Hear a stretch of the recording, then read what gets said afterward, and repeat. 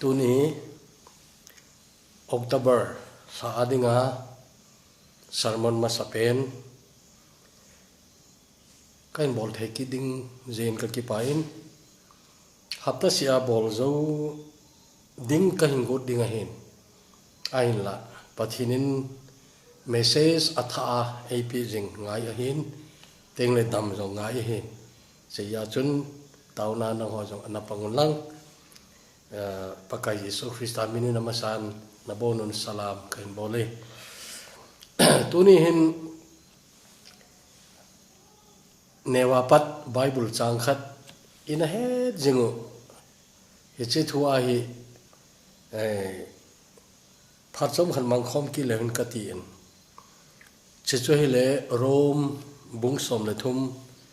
sang som le khat apat a he som le khan apat som le li gei in siminge rom bung som le thum sang som le khat apanin som le li gei chule chuche ti lovin phat chan hi na hewe tu hi nang hodingin imuna kona kha phat ai tai aji chu e hon ita santi loba sang chun tu hin isu cha naw anai ta na hi zana sojo achi tai sun ahung nai tai hi chi ji chun khaye muthim na to pail haw hitin khowa bonin ki bon huite suna bangin hoi ta in umuhite zune mot chon le zukhama umlovin hu le zon than hui nei lovin kina anale ki thang se beihelen umuhite pakai Jesu Krista chun ki bon zobobun na phe phan na dingu ta salam ngai chat subul hit ding i macha ko hi un pathinin na thu thing bon chawa dingin phathei ebu pitaw hen hicha polin romi te rom khuata sancha te koma ain sut dani ibenaile thil khat hi aher sadiwin akoyin aher chi diwa akoyin chu ipiam tile phat dan na hewe ati na he hiche ama ho phat lai cho hile rom lengpa emperor Nero nuya gen thai na tin chang na thu wain mi tam ta zong hiche Nero su gen the na nuya ana thie hi tawin golhang hat lai gamsa to kidel sau ailo ama lema akidel sau hita so ki tha tu sau hita chu gen thai ta Christian no bol lai wa hi en teng le nunaw chapang tam ta ko takom sunga na ki selwa ko takom ti chu kol hom sung ti di mai te ho het heading chun kol hom sunga ko takom sunga ki sela nisawa jong mukhalo hui theng jong mukhalo wa kang dil dela ne jong awa a ne khabe se lo jong hi mai thiwe hi to bang ken the an la yu chu hi en hi je chun rom khopi Christian hi chu bai lo hi ai la polin phan dan na hewe ati hin ipi pi che pha lai jon an hop sa dem ti chu i he po bi nei ala tuni ei ho ta san cha te tunia ei ho i naw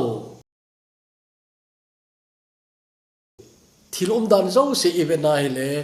polin ita santi lai sang chuni hu hing naw anai zo tai ti bang chun he je sei lai sanga hi phan chan het ding hi tam ta ga mu jeng the ta in pon che asut la ya an khalo tam ta to na imu hin aban be ding nalai le kilom lo ta a thei zau sia so thei zo se suwa hita chu boina ngen cha hi to bang pha chun en pha wai ta ne he chun abona sei zo lo di ki jong le tu lai phat chan i he thina di chun tu to wa noi le sinin atu jing wa noi le sinin atho jing thil chan hoi kan sei nomin ama sape na chun mi hemin abor hello acham chama le sin nala i a chon le sin a sen na za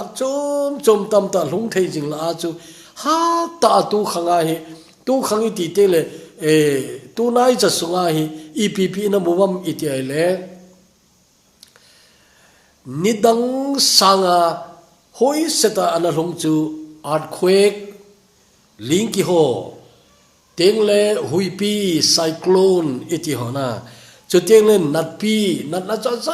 cha me te thu khop set om dingin he che coronavirus ki ti pandemic a wanu le se kumni to bang hong boy hi tawin he che boy na wang he le sin a boy pi mong hi in ne le cha ho na jong na sata atong kha in to na tam tai asuboyin tengle mi hau ho ki sana suboyin hi to bang chun he che boy na hi wanu ya hitilom lom pandemic ti a hope su mong jeng ki ti ana kha ai lam jong e pu wi nei se chu tu din muna idin mun chu a hi he je chun an khol na wa chun hitan an mu do u nei kum sang khatle zaku apat kum sang khatle zakole som ko le ko sung kum zakhat to bang sunga thil su sanga kum sang ni apar sang ni le som ni he je kum sunga thil su hi gam chengin atam zoi akiti na he to I sei ho boina ho chuna ai tu kuma vanui le sin na sata boi pyo che ipihami ti ai le global warming che chu phan masala yong ki sei kha in he je global warming ki ti hin vanui le se sache jinga he che asat keu che lo che asat chun thil tam ta an podo in muntam ta chun climate change ana sama mazing itia asat thu khalo jo an thu panun tele itia tuile lo na gam jong tu ya hong lenin ale na saho a kho che na tu ya lenin ida chun wanui le se na buina chu phat masala ya hata akana sei sa ita in tele tua I masang wa nai cha cheile mihemin abol boina ang itain che mihemin abol boina la a kho di pen chu ipiami tele wanu le set kidong pi gal pi kiti third world war kiti che chu so di kon to bangin a umine to lai China le gamdang relationship event le a hoi mo in chan event le mun zo si a gam zo se mi chou do di bang je ga hi tai umuhin Russia le US ki ka Russia le China le US ki ka China le India ki ka ailo China le Taiwan ailo China le Hong Kong cha le tuai namphua athunoi akoi tan teng le Southeast Asia gamsunga na sata suboina umin cha chon Australia gam chani hichedinga hin kiging ahibin hicha hin galin athumna akhat na chule sanga jako bulti lai cho hin somleli sanga jako somleli par somlege ani na chu sanga jako somthumle ko par somli lenga che chu Japan gal e hon itiwin aje chu e hogama Japan te chu hong halut pe na je uchun ahin che chu anaki chai tan tuai athum na wang hi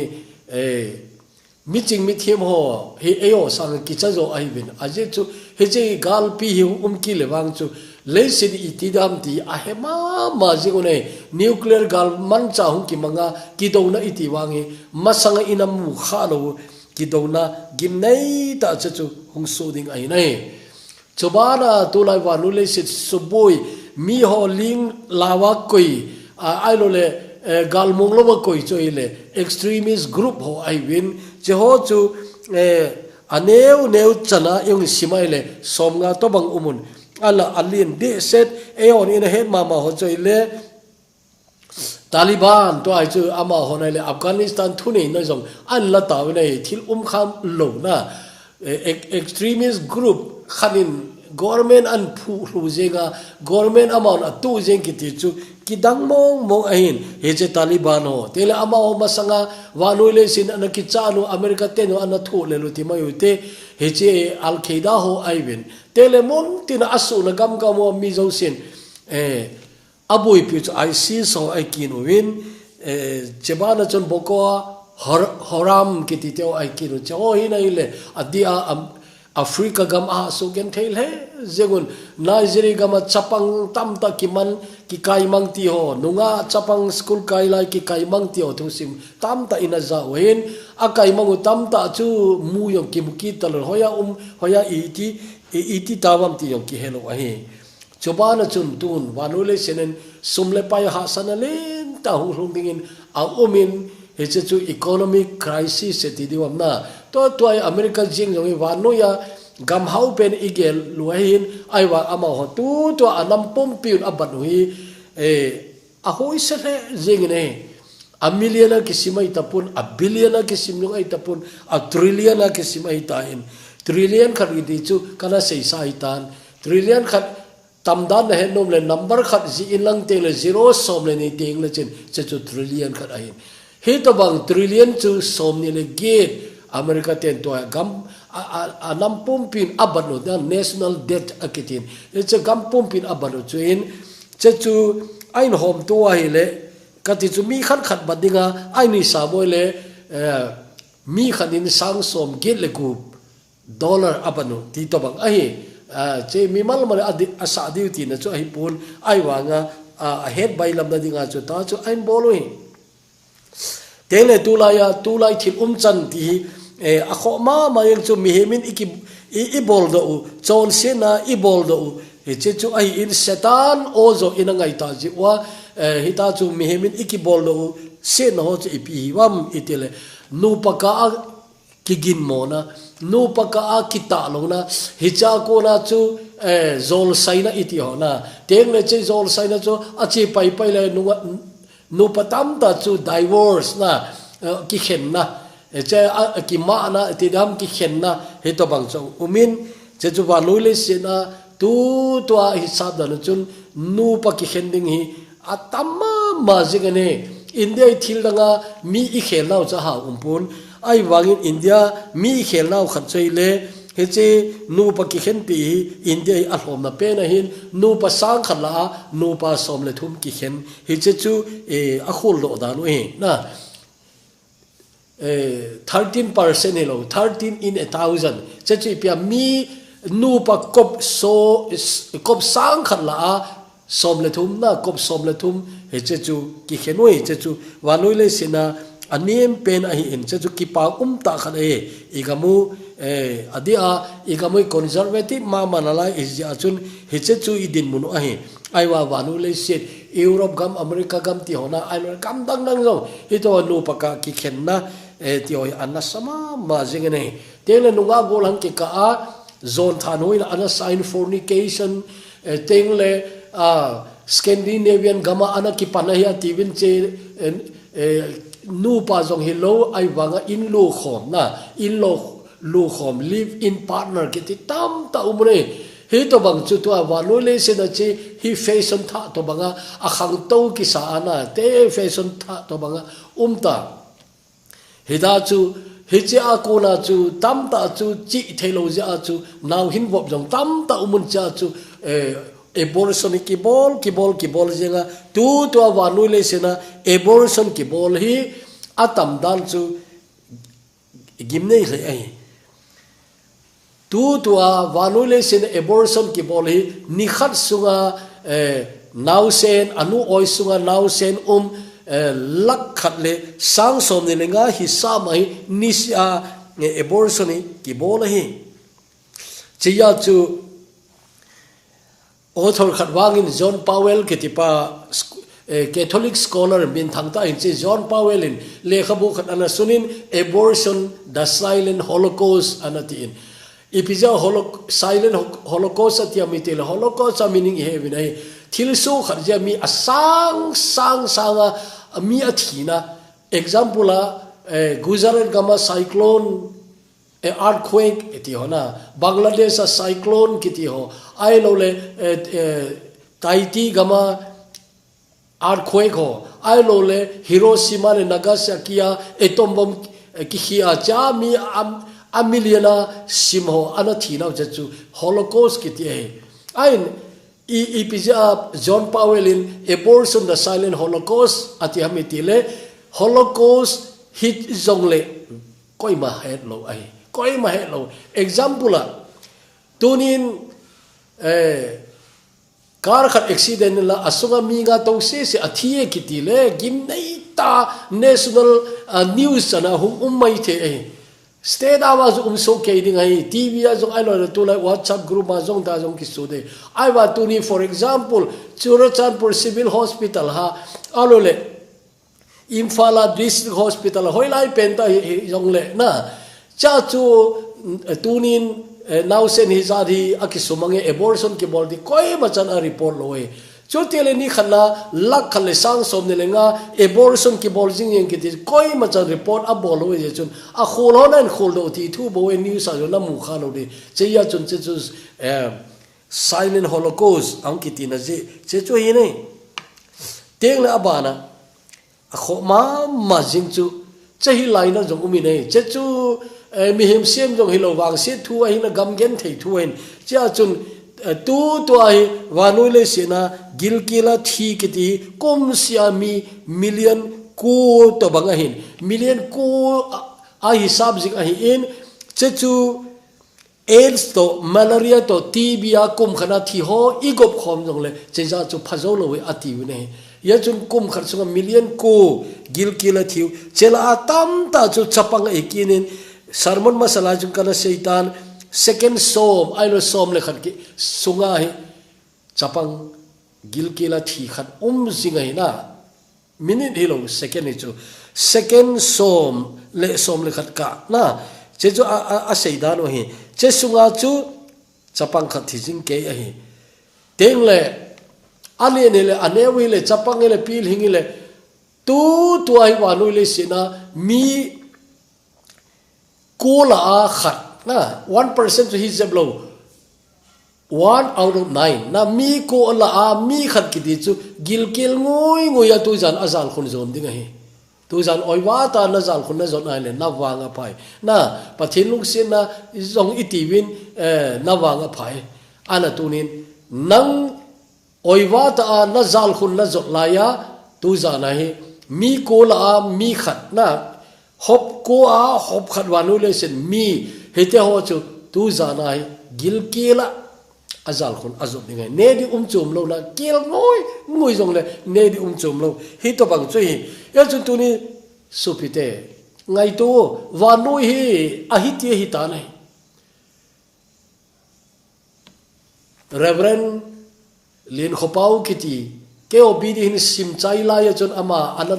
hat na lai ekati an dam na lai na hat zo ta pun chom ga jo chana ma pa ko mana ki cholo tan ama la khana sim cho che jo wai phe pa ta na sim mai pau dang ipp iti a lewam ka he poi wai phe pa che ta aji a hi mi theng thole wan ko na changte a dingin khoweli na tak a hi poi ti nai che chu mi theng ho na mi theng ho ti jo pathin cha te a dinga wan ko na chang ho dingin le si di na hoi a hi poi ati ne na hoi hi lo wan no ya na lai na he na che chu ai je in tunin le si di wang zoi tai ate mong moi tai ti ke jing in zong vel ni vel dum kan sei pu sai tai na le si di te mong ai tai a hin he che din muna yum la yu chun tuni hin iga gel do dio ka dei chu phari abe di ko lam ai ta nahi he je chun zana so zo che tai su nau nai tai ti huna translation danga hoizo da ham ka ti khara umin na zana so zo che tai ti sanga chu zani abiding ko na hitai na kei kapau thoi le vai phe pau hin vai phe pau chun zani abei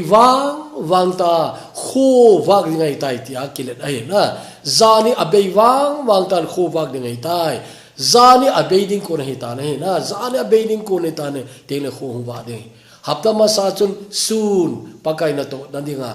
teng le ni halam ka sei nai tu ni nai le chu zan beiding kon to khowa ding na zan beiding kon to khowa ding che chui thu pi wai abulam kan sei do ta puin tu zan ne thu pi chei le che chui a beiding kon zan to khong wa ding na khong wa ding che chui ye chun zani a beiding kon tan khong wa dei tai na su nau nai tai ti sa khong wa ding ai na tin tu za na ding kan le no mai cho zan a beiding kon ai tai a bei wang ti cha beiding kon cha cha ti nai tai na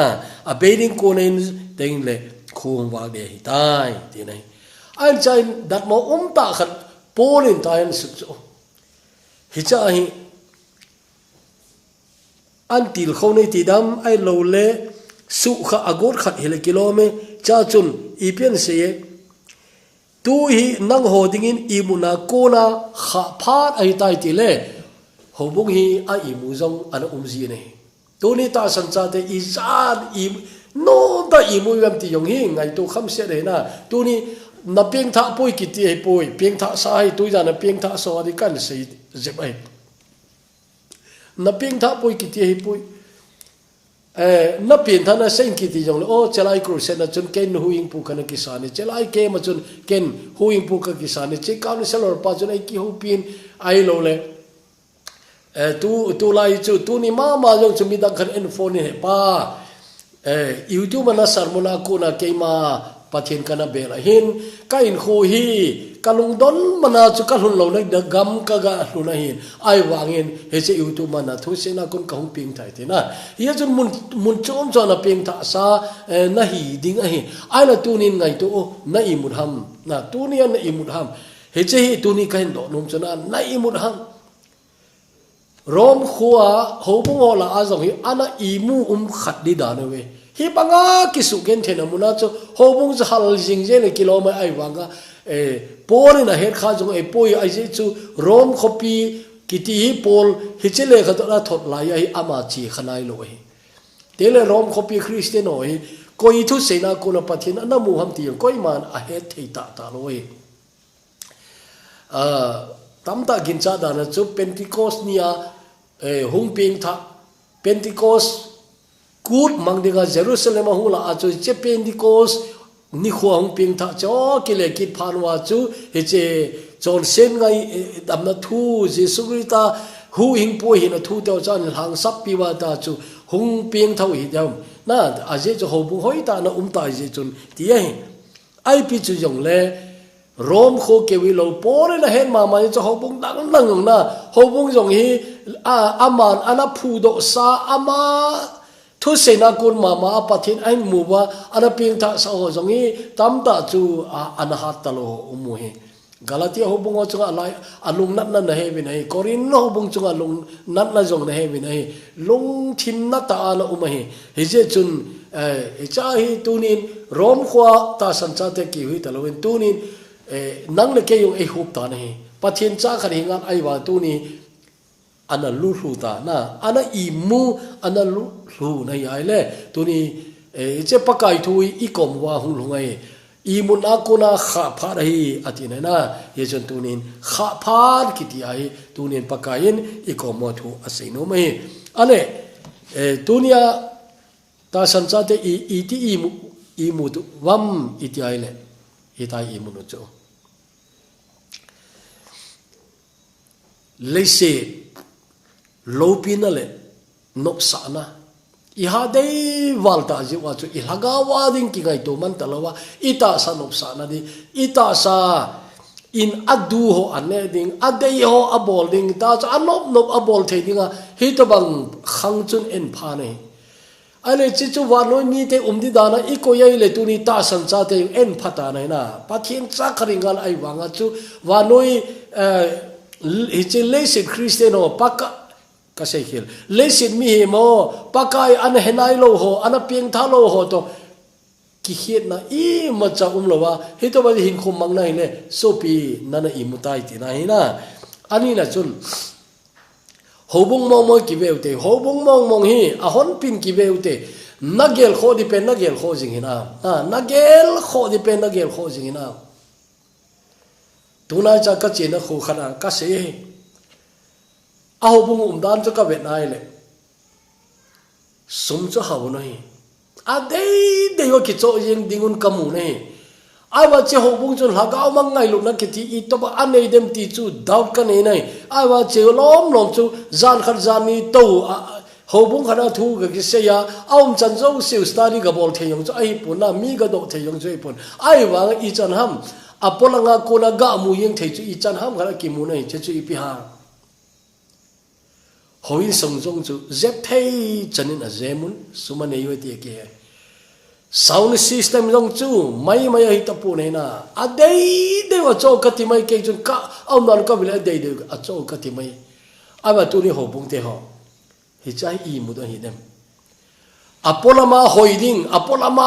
avet hoiding min yong thupia sa ding I ho in yong min an mu le thupia sa ding ti na tu lai ho in sa da no jong hi apolanga wang chu I ha kite da no ana samo mo ne ai wanga I ho pathini akipana dem pathin agel kho cho ho bu na gel kho lo ting le wang chu pathin ki pa ta lo we che chui le chu ha panin kapange sum le payu na satan kapange nati jing lai ho bungin agel kho ri pen gel kho man talo ho bung nei ule naki ngai to ngai na ho bungin to kum sunga thagau mang mat na ding ip program na nei wa mission na to na ding I to bang na nei wa na ho bungul hakana na income hi izan mong mo mission na to na chia tio ngai to khame na tel ho bung sunga thagau mang ri khozat pium che ho gel kho na chun ho bungin ip na bolwam oh pandemic ai lockdown na ti che chu thu chu mai ai wanga alai na be chu na layam na hagau mang lai na gel kho na kho sa na ti be chu na laya che chu lo le ho bungi ai I mu I ta nai na ho bungi I mu I ta nai ho bung ti na jong che chu thu pi ta ka sei nom jing ke ai chun tu ni na le pathilung senan aban bana hi program long so ong ki che thei pan ta in cha chu amuna jong ki sei ding ai wanga tu ni YouTube ina ngai diwa recording ki bolna jong hin ho bung zo sik ki hung hop ai ta nai ya chun tu nin ho bung lam ka ho jong ki kholu te na ho lam ka yong ki kholu te I gel kho ina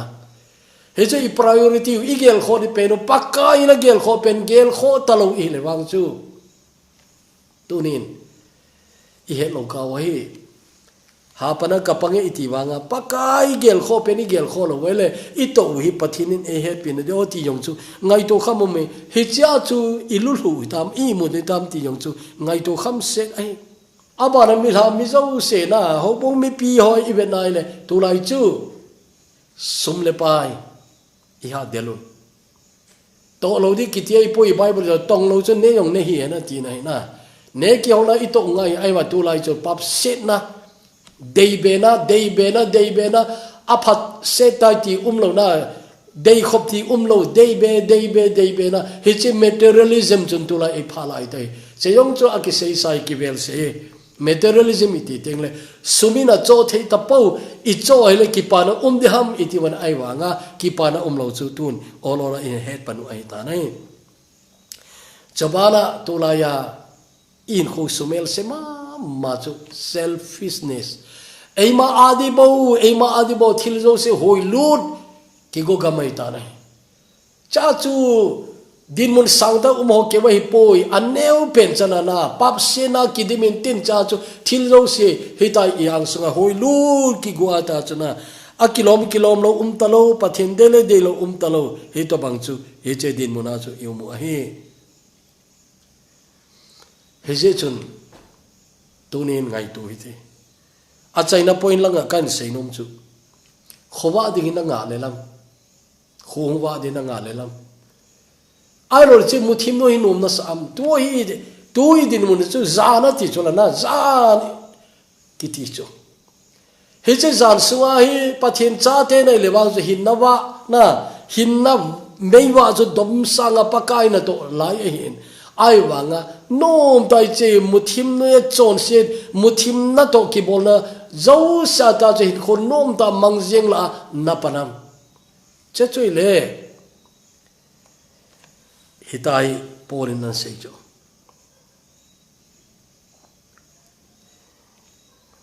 muthim na to pai hawi te ti chu khowa ki wona I ki won thene chun muthim na to I pai lau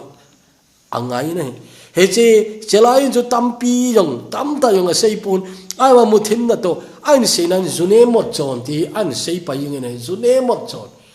to ai zune một chọn thì te le tu lai kham na thei zat zo se hộp số ấy ta này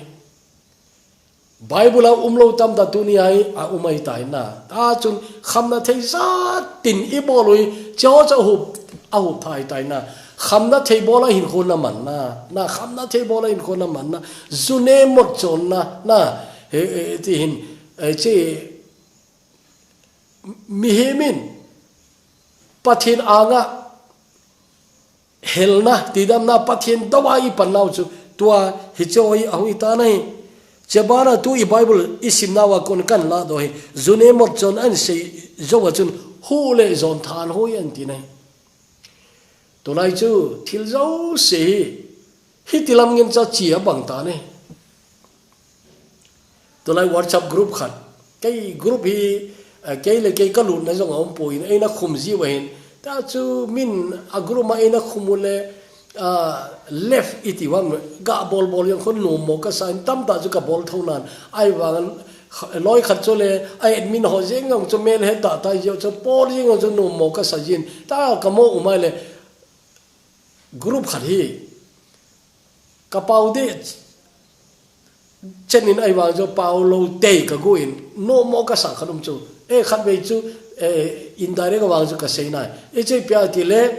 thil phata ta mi sim da ade yu khu che khu an tin na diu khun achung lama khun nunga amel selom chu lo amel sikati chu akivon na ho jong chu amel selom chu lo ai wa mi ladi ta nunga hoi ta kharu koi te ve ta che ka vet le ka dat mom chu aje chu pathin thu le hingal na pathin thu le hingal asei no chu pathin thu to chan pha tam da ai ni sei yu chu ai wang chu mi attention drawn ne chu nunga hoi ta khat photo khat koi te ve ta che chu tu lai wa nu le sit wa noi mi te na le sin mi te boldan ki copy ham ka ti chu pathin thu jing che chu ngai hi ta ngai tu wo ton kar hoi ta advertising ki bol le nunga khat kar to ding khom te te ve ta na thil dang yong na thil dang advertising ki bol le nunga khat abang chu ga weddinga song kilomon lewa na decent dress dong hilo hi to banga ki bon ho che ho chung pang te chu ale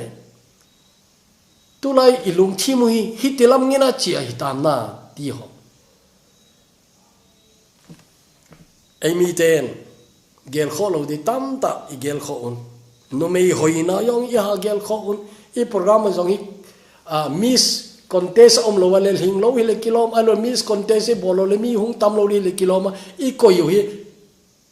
dat mo ta hi a program sim ho jong hi Christian ngon chi ki nai na program sim ho jong Christian ngon ki nai che ho jong hi them khan ngai tu chu ngai ai wa nga mi I sei lo jong ai poi ai wanga I ngai lo ai chun che chu ha sei ki di yong I pi phachom di yong ai poi ai wang ka sei nom pen choi le tu nin che hu na le zon tha noi ki ti hin wa noi a hop so chu tu ni ta san sa te ki san en pha ai ta je chun tu ni che mu thim na to hi pai hau te ki ti chu mu thim na to hi pai hau te hi chun hi che ko hua hin kailut ding hin hip luding kita tapo akon zon na za mangai khangai ko ma ka sei jing ke chu Joseph kiti pain ia tile hiche lep na ko bang lom lep na ha ta do ha dikho ite zo hami tele azam saning khola ipija azam san the hami tele aman hiche apinu ama lupi dinga zol yin Potiphar in nei pi officer zi chu hoi te ding ahin naw nei jong ahin nai pon na he cha chon hang san ta Joseph azol mai ahin ala Joseph ite don buna vetange he che in suwa hi kapu pan I ma cha he pha jong talo ke khon abon a koi tai nang na hi le ai nei pi nei hi to bang thil se ke man iti kapathin do na ka bol na matina English available. How can I do this wicked thing against my God? Wicked thing. Na hichi apinun azol ko aga nokma apinu bedroom an lut jen kiti chu it is so wicked na hecha wicked aidan sinful mai atipui na how can I do this sinful thing atipui how can I do this wicked thing he to bang sin na gilo kai ta tina chona gilo kai ta asa che yong gilo kai ti umbe na lai he che gilo kai ta i ti ka bol ha ma ti nai na kapathin do na kapu Potiphar eita san pa dona tilo cho chayong chu ngai tu kham se na khobang lom loma ma ta san pa betray anabol jing a hen lo ka in nei pi ko ma analup jing in nei pi to analup community cho zo se lungela chui thelo e how can I do na tuni pathina ginai le how can I do this nati di tam ta umai hezun tam ta chu che muthim na to a chu boy ta I jo chun ibol theyu na ibol theyu ahung tam le jing ta nai min pathina ginai le abol thelo ding in chai na how can I do this tuni nada to tam ta na hin kho ni se hin kho na man na bol do tam ta hoi tan ngai to le chin how can I do this ti nang le nang na ki koi son ni tam ta umbe ta aje chu pi ham mi tel thagau thengin nang jong nalung sung na thi mo na ain her sa na chiwang nang bol hi po e ati di umbe to na ya chon how can I do this ti di jong hi nei le wen ti de yu nai he je chun tunin a chai na kan sei nom jo polin ale kha thore veleu chen na che rom ke hilo le kha thor jo si sim leu chen abul lang khun doctrine lam hoi ta an su to a chai lang practical an chai ji chuna ale che chu a in practical an sei di teng le ta san cha hin khom man di da no tam ta ni sei ne chela ya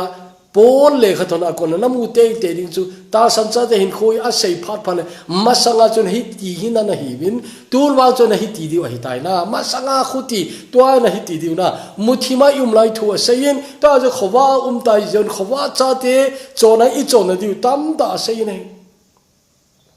he chu tu ni khowa ding hi khu hung wa ding hi anga na pana hai le naki gon ngai na naki gon ngai he chun muthim na to pai lau te nai sa khowa ki bonin ki bonote na se chu ya chun zan hi bei wang ta na bei ding ko ne ta khong wa ding he che khowa ding nanga le lo I cha chun na christian ko ki che ding na te muthim nom na sa muthim na to a tai na chawai na le wang chu khowa ding na ti ja ding ana pathian cha ten wang khowa ding nga le lu nei nidang laya kaloi khanin anau hospital a umpi thusim khat asing anau cho hile golang na lai hin amale chu jile cha nei ta hita sei chu ta ka sei te ani ni wa talo evin nidang lai jong ai tai ke yong khang dong thim kai lai ai cha chun thusim cho sei nei kanau hospital ka umpi ahin lel ma jing tain golang ahi wanga chona golang hat tai wanga chu hi che dam lo na hi chen na chon ai su gem thai ta na cho lel ma yeng tan ane zan khar hi amit ante lel pum hin enve jong chui ve na le lung sit jeng hin amit jong cha ha zo lo hin enve heu khuwa nai lo ham antin ama ki kin cha da na chun muthim ma thu sain kho hong wa le all dom de ki ging cha chui ding dam lo gim zo sin che chu experience ai in he che diu ka ging chai ana I pan kha lo jong la azena pang kha hi di kanawin hiti chun en ve he o kho wa nai lo ham anti ka gori ka vet la pongko bo in lai khowa ka ngalel mama koma pongko ti chu asei do ngam di jong ani puin ai zaman ani sap di chu pongko ile som le khar som ni pong khat pong ni pong thum pong di pong ate saw wal na đam thấy ta gian khun zo nó anh ngồi chun hết man lâu cả gian chun bê nôm ta kỹ mua gian chun là bê gì ai mà mi đam lâu anh thu lên là beng beng khát anh ngồi chun pung khát ngồi sona sona gì chun pung cô à hi ti chun cái xây độ ngắm ta bụi hi tin cái xây ti chun boy thu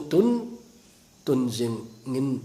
thu tun jing ngin khô hong ba nan te cái ti chunจะใช่ไล่จงจุนa feeling จุกเห็นอะไรนี่อันอาวินาทีสนุกอาศัยเฮอูโควาดิงโควานายโลหัมน่าโควานายโลหัมตัวนี้เขาพิธีคริสเตียนหวังว่าโควาดิงานเลลีอิลฮอมกายอยู่กษัยตัวนี้โควาดิงานเลลีวังจุกกินจัดดานินโอ persecutionกันเทตาทุนกรรมดูตัวสงกุลาคริสต์มินสงกุลามีอิจฉาดิวฮะตัวนี้จะ recording กับบอกนี่October ตาริกุกี Bible English analyst มาสเปนตินเดลอนาธานีวะเห็นตัวนี้ตินเดลมาร์ตร์อาจารย์นี้จะเห็นกรุ๊ปจุ่มมาฮงกิโซอินคณะมูอินตินเดลโครสอาเขตเบวเฮเหตุจูอนาท้าวเฮกงสมงานจงสิงนายเราไออาเทียจุนตัวนี้อินเดียกำเสียงอาจงอีเฮจิงุนเฮกรุ๊ปขัดจะยังจูกรุ๊ปมาจูกามินจูหงกิกัดจูเกยองเอนะปันสันเจวจุนตาจูกาเดนินจ้าจูกิมุจิงไงนะ persecution relief กิติกรุ๊ปขัดเบต้าWhatsApp group na hece achun report every week achu jing jing ni se lom jai pon hapta se to bang chun umai Hindu extremism ti lo no su gen thui tam na hitai athu di yong asim thuwa na asim to ta chu he se no ta chu su gen thina ke ti ha bola abolo hi tu muslim gama ki su gen thai izar uma Communist gam chu lei he party la pa chu itai 1949 na pa chu ha ta na sugen ta chema sa jong chu leng ho na sugen the na ai wanga hi che people's revolution ki patna Mao Zedong phana ki pat chu na sa the communist gama Russia gam hi ta Russia gam le Stalin ho no ye na iza lo no na thau tam da Mao Zedong no ya China iza no tha tam na alak ke wilo a milliona sungkul umahibin Siberia gama a koinaw sungkul ho so dabwa lintin ama hota ina tha jing sangwa chu damin ana me lob de ati chu dab thu zo lo ana thidi utia chu koi Siberia gam na sungkul sunga tai kang den wa da thina izan uma Richard Umbren Torture for Christ kiti organization lien ta alam kai na pang amazon kum som ni wala sungkula hello kum som leli ken thei ta sungkula na umpa che hori por ko velew chen o ama ta sei chu Christian tam ta hi dam na lain te itio hi athina so ta inai tan ama wa thitan te itio hi adama hung por jong chu ahung ki jiwen izari thiwa izari damuti ki he zo ta loi atine izon tunin sauta kain sei tunin kun ta na ngai di wei sauta kain sei ya chun khowa nga le loya na pandam ai lo le khowa di ti za na pandam Christian khari nga la tunin na imuna kunin khangun atine polin na kha phare khowa nga le lingin khangute na khowa nga le lin khangute ti tu zan iktep naw he o khowa nai lo ham boy thu tunin khong ba nan te kiti te ucha banga tuni hin ayo jong eche muthim hi satanin na sadawanu le azoi tan chelai nawa dom sanga pakai dinga nain khona manno male nagen the dingai ai bangin khowa nga leldi loi na pan dingai le kita ta in pakai zo yu tin heda chon pakai ekine pi banghin hin khoi mangdin ki ko te taute lúc sẽ thêm vào nông kapao bát thiên pakai tu giản hin chế mê xây ra thay năng nên bekinin các xây đinh đòn cần xây dòng tàn sáu ta cần xây pakai angai di hòn dòng con chú ta năng ngày qua azza kêu hilo angai kêu hilo hin khô phát ta ki khô na kaman wa pakai kêu dòng anh ấy lút ru ka umwa ai imuzing ka dòng le pakai hong kha do a he ta chu na dei bangai che muthim no yai hin nawa dom sang zo jing dingin nangin nei ki thopi din tin ka taun he che me se ji ke ho ngai cha bang cha nangin phathei bo dingin pakai ji sumin ka tawi amen.